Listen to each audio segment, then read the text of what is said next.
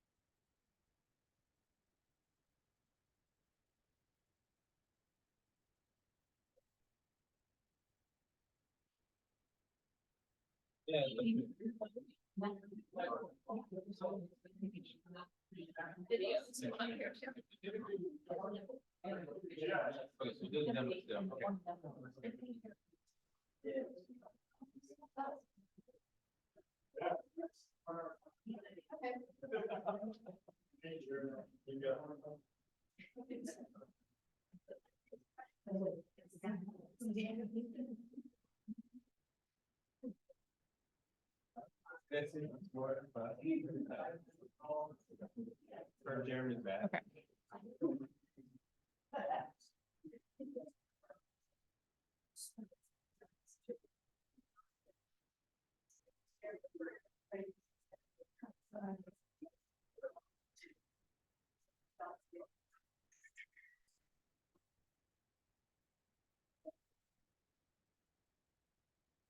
Hey, Chelsea.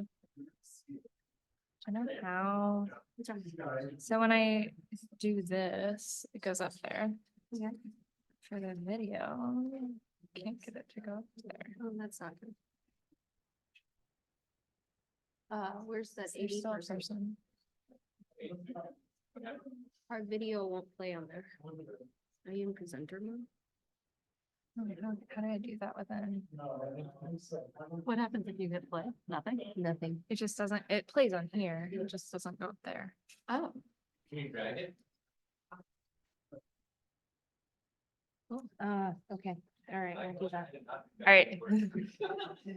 Did you unplug it? It was the, no, it was the click and drag. Okay, all right, we're gonna figure this out. Okay. Ready? Yeah, seems good. I think so. All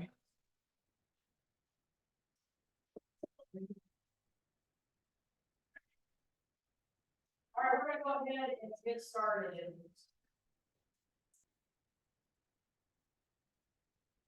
All right.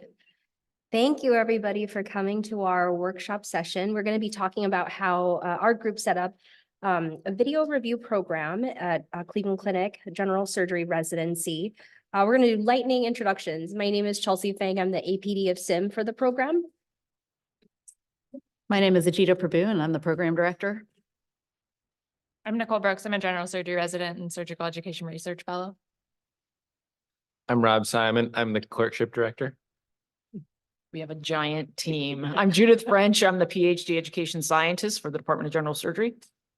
I'm Jeremy Littman. I'm the DIO. We have more people than. Our team is bigger than our attendees. All right. So let's see. By the end of the session, we're hoping to hit on all of the following points. We're going to start with talking a little bit about our why. Then we'll give you a little brief demo where Rob is going to be the facilitator and we're going to be the learners. Then we'll go, well, depending on the attendance, we might do breakout sessions or we might do it all as one big group. And then we'll debrief at the end. So this is something that we wanted to embark upon as a program, really to normalize the pursuit of surgical excellence in our trainees and to do that in a team-based setting.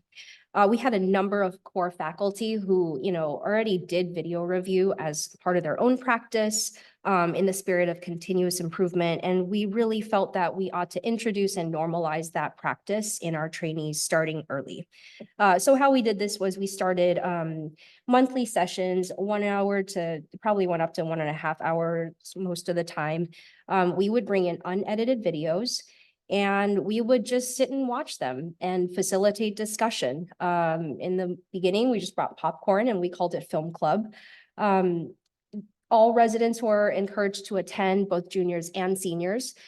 We had a core facilitator whose job was to moderate the discussion and point out the good as well as the opportunities for improving on, the surgical technique, surgical conduct, intraoperative decision-making. We wanted to leverage the value of asynchronous learning. So, taking it really out of that stressful OR environment, being able to slow down the video, speed up the video, and really just open up the environment and open up the discussion in, something that was not temporally stressful. We also specifically mixed together juniors and seniors because we felt that it gave a good opportunity for the seniors to teach the juniors, for the juniors to ask questions that they might not otherwise have asked during the case itself, for seniors or juniors to pick the brains of staff, and all of it to normalize the pursuit of just continuous improvement and, surgical mastery. So Dr. Prabhu is going to talk about some of the ground rules that we set. So key to this endeavor is psychological safety, as we all know. I think as much as we try not to admit it, we're all kind of competing against each other in terms of our skills acquisition and our performance. And so one of the things we thought was very important was to establish psychological safety. So there were 3 specific measures that we took to get this set up. The first one was that every single one of these meetings that we had, we showed a PowerPoint presentation that went over the spirit of why we were doing the activity, what we were trying to accomplish, and that we were essentially crowdsourcing feedback, recognizing that attendees might be sensitive about the nature of the video that we were watching, particularly if it was their performance. So we showed the PowerPoint every single time that we had our film club meeting and conference and went through that explicitly. We also started with attending videos so that we could take the pressure off the residents who were attending until we got to a place that we knew how to interact with the content, and we knew that we could do this in a productive manner and using language that was contributory to the process of skills acquisition. So we used attending video until we got to a more comfortable place. Then we used anonymized resident video. And then after that, once we got to a very comfortable place, we now finally have gotten to the level where our residents will bring their own intraoperative video, and it's not anonymized, and we're all comfortable with each other. The other 2 things that we did, in addition to the PowerPoint and the anonymization of the videos in the beginning, were that we actually had everybody sign an agreement every time we had the conference. For the first 6 months or so, we had everybody sign in, and it was an agreement. It was essentially a non-disclosure agreement to say, if we catch you in the resident work area speaking negatively about somebody else's performance, you will not be invited back to this conference. So we set a very strict tone with this. And then we also finally established a safe word that can be used at any time during our conference. And it has been used jokingly. I don't think it's ever been used seriously, but we have said at times, okay, guys, just slow down for a second. Like, everybody, let's just stop and take a pause. Maybe kind of the tone of this discussion could be improved or more productive or more impactful in terms of feedback. So those were the things that we did to set up our psychological safety. And they've been actually, I would say, fairly successful to this point. The other thing that we did was that we modified the OSATS framework, which is, as we all know, a validated rubric for assessment of operative performance, because we weren't sure how we were going to interact with the content to begin with. Our first couple of goes at this were kind of awkward. So we brought this tool with us, and it basically gives us a language to use to interface with the video, because believe it or not, it's awkward when you're standing there and there's a video playing and no one exactly knows what to do. So in order to avoid the fumbling, we brought this, and it gives us the words to use against the video we're watching. So we might use words like respect for tissue or time and motion. There are 2 areas or points in the OSATs that are use of assistance and knowledge of specific procedure that aren't really relevant to the activity. So that's why it's a modified OSATs. We use everything else for that. And so now we're going to have Dr. Simon come to the podium and just give an example. We will pretend to be his esteemed trainees, and he's going to take us through a video, and we'll show you kind of what the interaction is like at our place. All right, students, please take your seats. All right, so for the purposes of this, we kind of fast forwarded a little bit, but again, just to reiterate, these are all unedited videos because that is kind of the key to help get this off the ground. All right, so What do you notice first thing about this case? And what about it? They have one. Keeps getting in their way. Good. So what could you do to try and kind of help mitigate that? Mm-hmm. All right. Anybody else? Yeah, I mean, it looks like the right hand, you can kind of see the hook hovering there, and every time they try to come in, they have to push the lever out of the way, so you might have to have an extra port, maybe an extra port would help get a left Yeah. lobe out of the way. And then as you can see, or as you could see, they were kind of pointing out anatomy, which is always kind of nice to do, especially with trainees to, you know, point out some of the landmarks to keep an eye on, keep away from.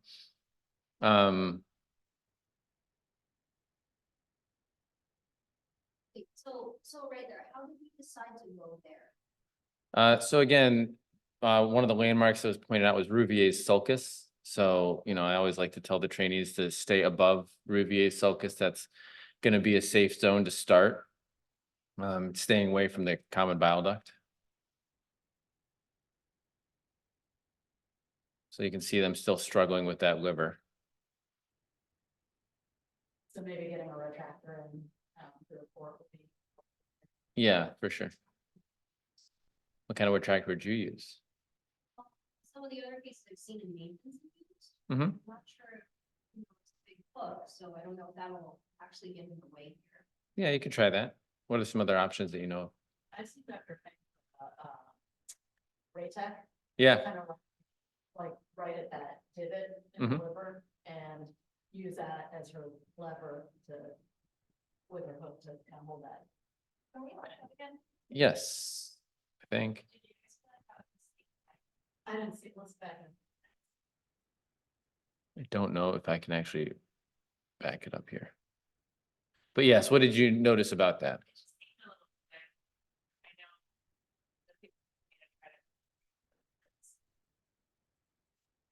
Right. Yeah, I would agree with that. I think that it was a little bit of a thick bite. I think they got away with it, but you know, you risk, you know, getting to the cystic duct or the gallbladder when you take a big bite like that. Just to clarify, that divot in the liver is the sulcus, right? Right here? Correct. Oh, Oh, right here? yes. Yes. Oh, there we go. That's how you can rewind. Oh, there, so that to me, that looked like a better bite, 'cause I thought we could, you know, for the juniors in the room, I thought we could see the hook through the tissue, Mm-hmm. and that to me looked like better. Mm-hmm. That's a good adjustment by the camera operator as well, which I think is also good things to point out.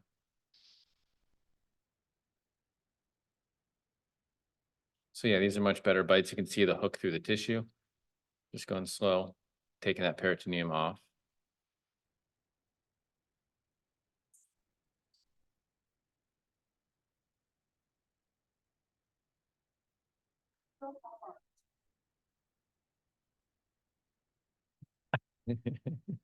What do you guys think?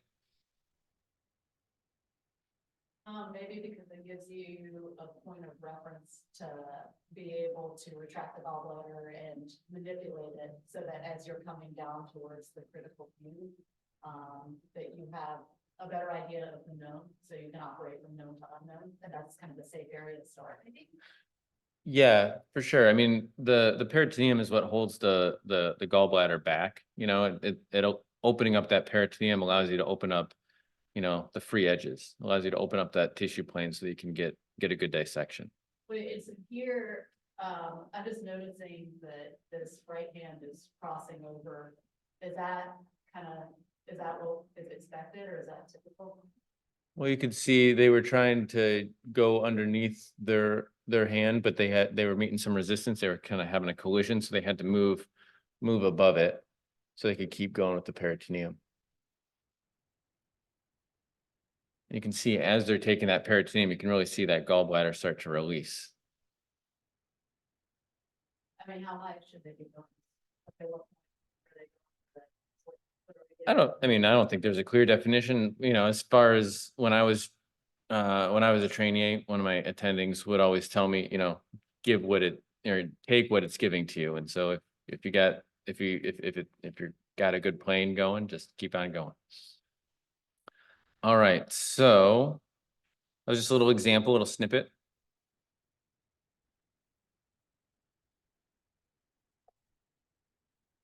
Hand it over. All right, so with this smaller group, we'll just go ahead and stay as one so we can watch it larger on this big screen here. But we're gonna have you guys practice either being the facilitator, so one of you at a time will practice being the facilitator, what Dr. Simon was doing, and the rest of you will practice being learners, and we'll switch those roles during our practice time.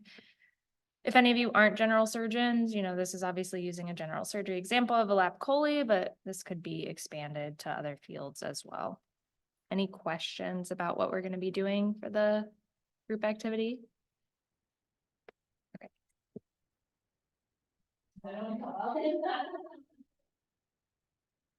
Don't all jump up at once. It's not that scary.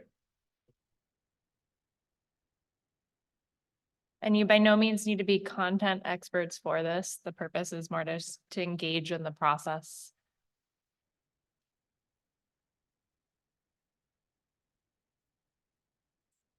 Just the person who's one.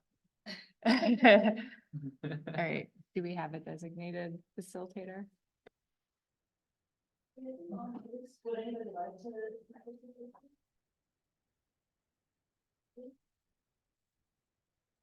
Well, then I wonder if the next thing to do might be to talk through our tips and tricks. Okay. For facilitating. To not put in- You wanna come here? Okay.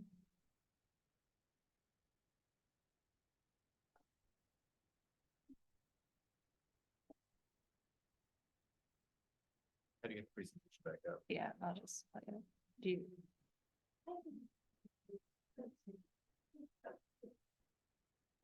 Okay.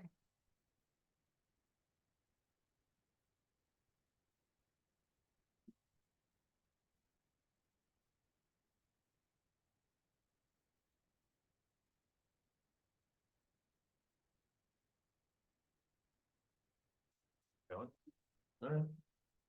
So this is probably a very common problem that we encounter, is when we first got started, it was hard to get residents to first come. So we had to incentivize that, we did that with food. We also, did this, at the most opportune time, which usually was in the afternoon, usually earlier in the week. And it can be intimidating, because people aren't sure how to interact with it. I think we started off with low stakes videos, and I specifically used my own videos. Just so, it was, there were no shareholders or stakeholders, in the audience. And, they were really free to comment however they wanted. As Dr. Prudu mentioned, it was important to really set. But, watching a video like this, we would sometimes ask them leading questions. So if there was not a lot of discussion, we would go through some of the questions like Dr. Simon, demonstrated, like, what do you think about the tissue?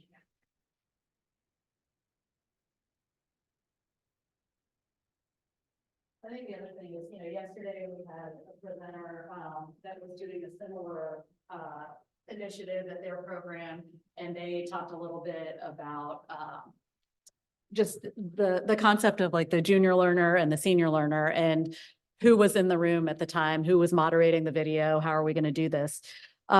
For ours, rather than switching up the moderators, essentially Dr. Feng and I came to every single one of these, and we still do. We try to make sure at least one of the two of us is there to demonstrate our investment in this project. And in order to make it that, we already know the flow of what we do, we're already familiar with our content and how we run it. But it also lends itself to a level of comfort. And then when it is silent, we will ask them the questions of like, what would you do here? can somebody tell us? And eventually we got it to the point that our learners would say, hey, can you stop it? Can you back it up there? Can we look at that thing? And then, it's at the end of the day. So often they're tired. They've been working, they've got their like shoe covers on sometimes, like it's kind of that situation. And we might have to kind of get the crowd going a little bit. And so we facilitate that. We do it once a month. And as we're watching all of this, we might say like, okay, let's talk about the tip management here, like the angle at which we went into that critical view there using a Maryland. Can we talk about like what is an opportunity here? What might be a different instrument that we might use at this point? Sometimes we'll get into, an icky case where there's bleeding, and we might hit pause for a second and say, okay, let's talk about the way we manage this bleeding. Who did what? What were we doing during this time? What could we be doing? What if you couldn't get the bleeding to stop? So we might go down that road. We might talk about port placement. So we do a lot of that kind of thing to get our guys going with it and get them invested and involved. But now I would say like we commonly have like 20 to 30 attendees where we didn't before. Yeah, we definitely do. And it's a low stakes environment. We specifically wanted to introduce video review, not in an evaluative format, but really in like a group-based learning format that was very low pressure. We didn't want to make it sound punitive or feel punitive. So, because there's learning opportunities to be had. I know I watch my own videos as young staff, and I can always find points to improve upon. And that was really what we wanted the same idea that we wanted to impress upon the trainees. We ran into a lot of logistical issues starting this. Chief among them was obtaining the video. Obviously, it has to be HIPAA compliant.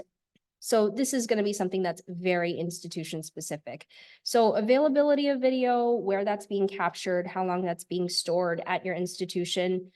Sometimes those are things outside of our control. Fortunately, at our institution, we do record and store video, but only for a temporary time. So then our challenge became, how do we allow the residents, or how do we enable the residents to have the tool to even grab that?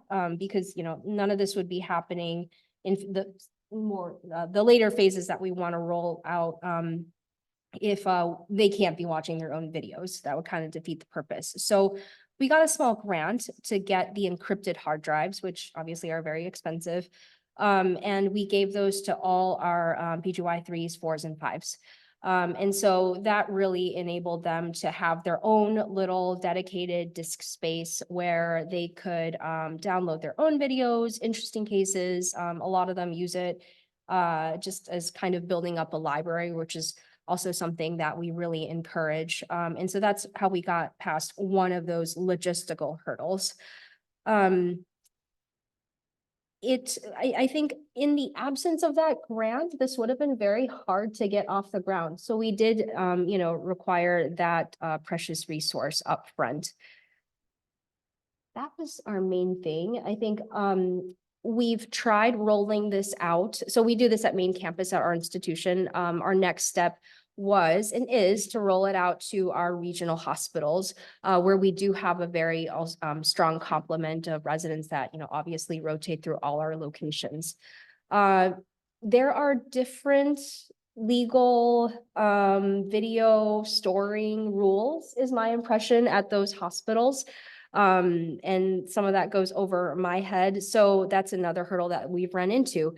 Your residents might be going to all sorts of locations. They might have different video recording capabilities. So it's definitely different waters to navigate. So that's something that we're still in the process of figuring out. I think lastly, obviously this is more suited to MIS surgery. So laparoscopic and robotic, it lends itself very, very well to that. This is something that all our MIS surgeons do anyway, is watch their own videos. So it was kind of a natural step. We also are exploring, what is the best or most high fidelity way of capturing open surgery. You can do a lot with your phone, but it is hard to get those angles and the detail with which we want to, have that discussion of surgical skill at. It's hard to capture that with just a phone for open surgery. So I think that is another next step that we'll have to overcome. So I don't know if anybody in the audience has any experience on recording or capturing open surgery, but that's certainly something that we in our own group we're still brainstorming on. And I think I lost my point earlier. I was trying to say about the junior and senior learners. One of the other presenters yesterday had noted that they have separate iterations of this for their junior learners and their senior learners. We treated this slightly different in terms of our paradigm. More specifically, that we thought this would be a wonderful group activity where we could get a team bonding type of feel to it. So what we did was we got everybody together in the room, and we've continued that. We've continued to have all levels of learners in the room. And, sometimes we have our junior residents who might say like, oh, well, I'm not doing a gallbladder, so what use is this to me? But it actually turns out that it ends up being a very safe space for them. First of all, if they're dissecting the gallbladder off the liver bed, we can talk about that and the technical things they're doing. But let's just say they weren't doing the operation. It was a senior doing the operation. So what do they have to get from it? They're a junior. It actually turns out that the conversation is very organic. There is commonly a lot of the discussion around how did we select this patient for this operation? How did we set it up? Why did we set it up that way? And they can ask that question. And over time, it's actually evolved so that the senior residents are able to turn to the junior residents, and they just kind of have a dialogue going in there. And we kind of guide them a little bit either way, but it's very collegial. And so it gives the juniors an early opportunity to kind of ask all these questions that they likely wouldn't ask in the operating room. They can do it with their seniors there.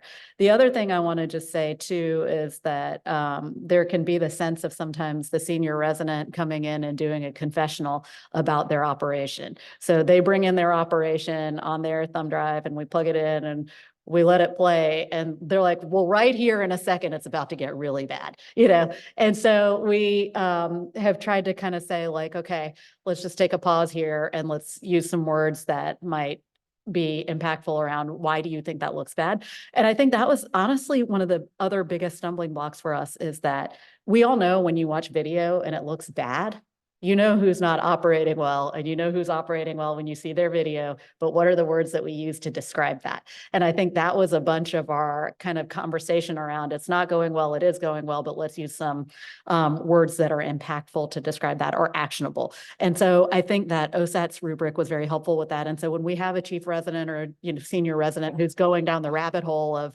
confessing all their sins in the operating room as we watch their video, we try to take a pause and say, like, let's make this productive and let's see how you thought you could have done better. And we've actually had episodes of this now where we have 20 people in the room saying like, oh, it looks great. You thought it looked so terrible, and we think you did a great job. And, even that small amount of sort of validation from the group, I think actually goes a long way for our senior residents. So that was an unintended consequence that we just discovered organically along the way. Go ahead. Please. So I wonder if we can use the same modality to help faculty development, to get a lot of comments from faculty not knowing how to tell their residents what to do or what they want in an operation, giving the faculty the words, like you're saying, watch a video together with the faculty, and how would you tell the resident to do better in this specific area? That's a great idea. Thank It's you. not an intuitive process. No, I mean, the You first have time we to got sit up there to and do think this, about it. we were all like, hey, like, Yeah. like playing, and we looked at each other like, what do we do? It was, a lot of it was actually us talking to each other. Yeah. In the beginning, just to get the conversation started. I will say there have been some positive externalities of us doing this. So video has leached into our M&Ms now. I would say if you're just starting out, don't start with that. Because it's dicey in M&M because you have no way of controlling what comes out of people's mouths. So I specifically say that because you don't want to poison the well. Because if you put up a video and people start shouting the first thing that comes to their mind, which might not be well put, and non-swear words and et cetera, I think that can set a very negative tone that can be hard to recover from. And then people see it as like a punitive, critical, good surgeon, bad surgeon kind of thing. And for the trainees, who are very impressionable and, risk averse and, they want a good reputation and things like that, that can be very harmful. So, but, it has been a positive experience at M&M, because I think there are enough core faculty, who are invested in this and who are able to kind of, discuss it in a positive light or like a useful manner at M&M. And for example, like we had, a case of bleeding of the liver. And it was actually, I found it is extremely educational because, without seeing that video, you just don't understand like how a situation like that could so easily come about.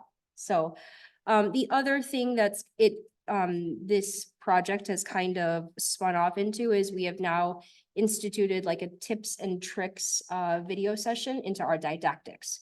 So the staff will, do their normal didactic, and then we ask some of them to bring their own video of, say, like a lap spleen. And it's might not be, or like a lap adrenal, a case where, it's not every resident is going to see it every single year. And we ask the staff to kind of talk through it in a teaching point. So less of a discussion based way, but more of like a teaching, these are the steps. These are, my pearls for how I get through the case and things like that. And we've gotten really good feedback from that, is my understanding. Yeah, and I would just say to Chelsea's point too, if you're starting one of these, I would not recommend starting this in a room full of attendings. I piloted this for about 8 months before we started the actual conference. And I took it around to our different division meetings and tried to see how are people going to interface with this content. And what I found, it would be like a division meeting, but it was like a research meeting. So they had their residents there. And I thought, okay, it's a small group of people. There's 10 people in the room. I'm going to bring this content and we're going to play it and we're going to try to see how we interface with it. And it would be like a bunch of attendings, like screaming at a football game, do this, do that. And you couldn't like hear yourself think, but more importantly, we weren't having a productive dialogue. So then I quit for about a year.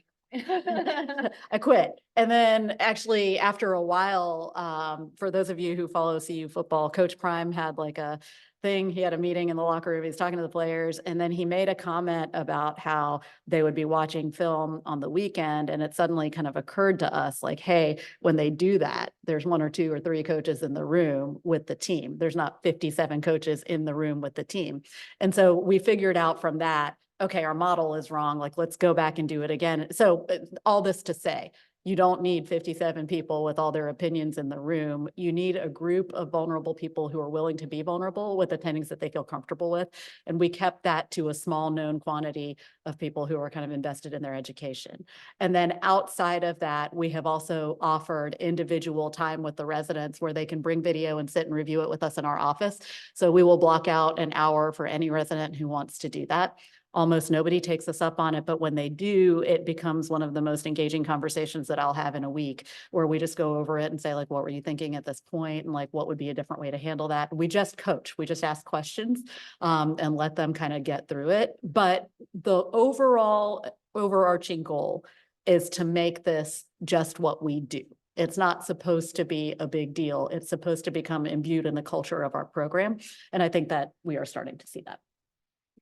So how many of you actually already run a video review at your institution?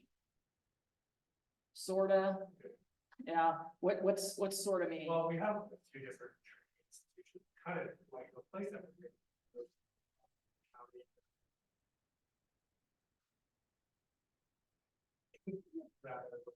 but yeah, I mean, we're trying to expand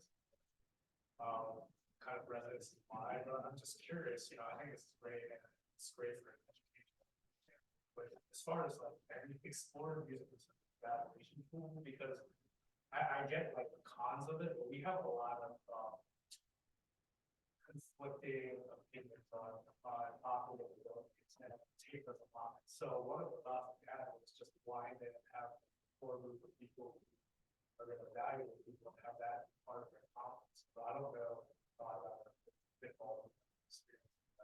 Yeah, I mean, within this group, we definitely want to keep the assessment piece away from it. We want this to be for them in their formative learning. So I think for us in maintaining this psychological safety Yeah. for this film club, we really need to keep that out. Sure. Yes, would love to be able to have an assessment of video review, but in order to maintain this difference, I think we would have to make that a completely separate, like, submission process or whatever that might be, because I would not want to erode the safety that we have around this and the engagement that the residents have around this. Yeah, absolutely. I just think that once you kind of solve the, how do we get these videos, it becomes easier to do that. But like, I agree with you. Keep it safe. It's just, once that door's open. For sure. Yeah, question, but So, comment on the open surgery. We haven't done this in the actual operating room, but we did do this in a simulation setting where we had, a whole team doing a cadaver surgery and managing the laparoscopic case that turned into life-threatening hemorrhage. We actually put GoPros on all the surgeons and the surge tech in the nursing room and anesthesia, and had everyone in a big room watching all the screens. So we got to do a lot of that actually real time. So it's a very different scenario, but we actually got very good video from different perspectives, where people could see, you could see where people's attention was at critical moments of the case. On the laparoscopic, on the film club side of things, I have a few questions. One is, did you run into any issues with risk management in terms of this being discoverable in the case of a lawsuit? And what were your, and I might have missed this, do you have an established algorithm for like how long this video is maintained on the secure drivers before they have to be? With the secure drives, I know that our IT department had already vetted just this brand and another brand for encrypted drives that we could even use. So if you go up to them to the video library that already exists, and you try to give them any other type of USB, they're not supposed to give you any kind of video. So CCF Legal and IT had already approved this specific brand, which is kind of why it was so expensive. But so since they had approved that, we had an easier time getting that through. They didn't put any stipulations for how long we can store our video on those encrypted drives. As for the videos themselves, so the institution already has pre-existing rules surrounding videos and the current storage units that they're on, and they're stored for the period of 1 year. I don't actually know if they're discoverable, but we treated all of these discussions kind of like M&M, Yeah. so confidential, and I think it's like privileged. Yeah, The term? it's considered, so for our purposes for the conference, we're also not kind of exactly handing these videos out for people to walk around with. Ultimately, they are currently considered as protected as educational materials as a quality meeting, just like M&M. But our institution, and I'm sure many are looking to go to a HIPAA compliant cloud server. And so I actually talked to a trainee at Penn who had started a similar project, and they ended up crashing their hard drive for the institution by storing a video library there. And so they went to a system where they just had stacks of external hard drives with all their videos on it. So obviously we're going to try to get away from that.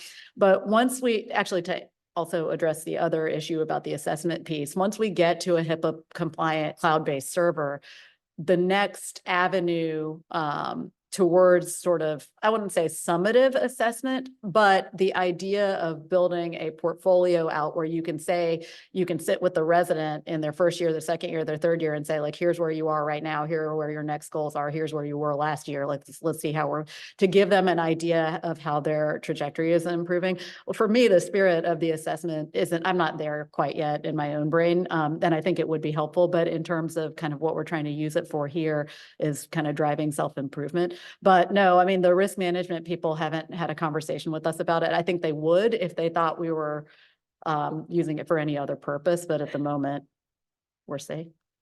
so it sounds like for a lot of you, if you haven't already started it, that's going to be step number one. What is it that you need in terms of risk management, what do you need for IT to make sure that you are checking all the boxes so people don't get angry at you all? Other comments or questions or things that you're doing at your own institution that you'd like to share? Question, who's choosing the videos again? Is it the faculty or residents to get away from 20 left only that we're going through the selection? Yeah, we rolled it out in phases. So in the beginning, it was my fellowship videos. So I grabbed some fellowship videos of me lap suturing, doing some running the bowel. I mean, you can get into the nitty gritty of any small motion in the OR because it's about how you handle the tissue, economy of motion, and you can really drill down into that. So it wasn't hard for me to come up with video. I still have some hard drives from fellowship that I keep just for reference. So that was low stakes for the residents. And then we went to anonymized video. So we had some chiefs who, who felt very comfortable and they actually volunteered because they wanted to review those videos, but we kept it anonymous. So you didn't know who it was and, unless they wanted to. So then it was a trainee level, right? And then you had slightly more discussion points and things like that. So that was phase 2. And then phase 3, like by now, people really wanted to watch their own videos, which I hadn't anticipated. I thought, people would be embarrassed to be scrutinized like that. But we had a lot of juniors come up to us, specifically asking, can we look at this of mine? And can we look at that of mine? And so that was the third phase is we knew whose video it was.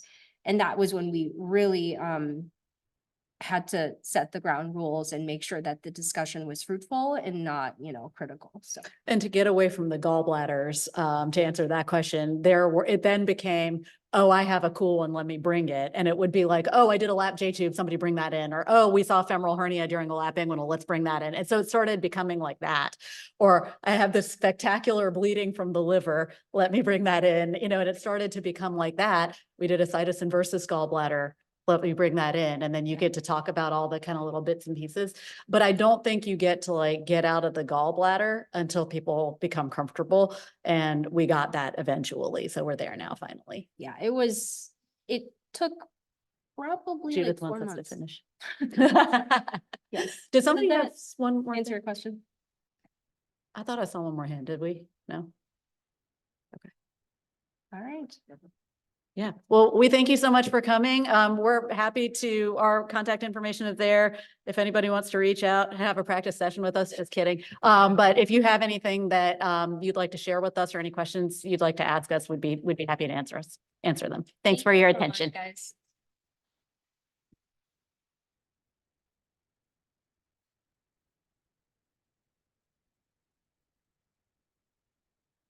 I'm not messing with them. For the last ones in here, so. Yeah. Clearing out. Well, you don't even have a hard drive here, right? No. Okay.